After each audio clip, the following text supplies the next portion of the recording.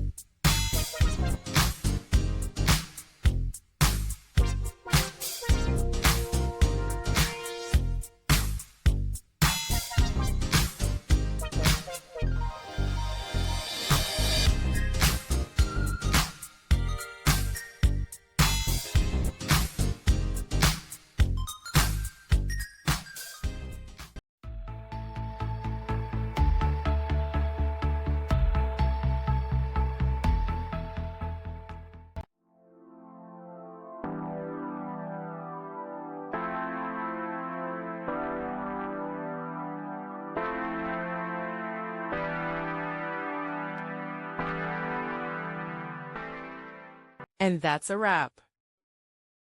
I hope you found the answer you were looking for. If you did, take a second to hit that subscribe button. It really helps out. And let me know in the comments which solution worked best for you. See you next time in the debug zone.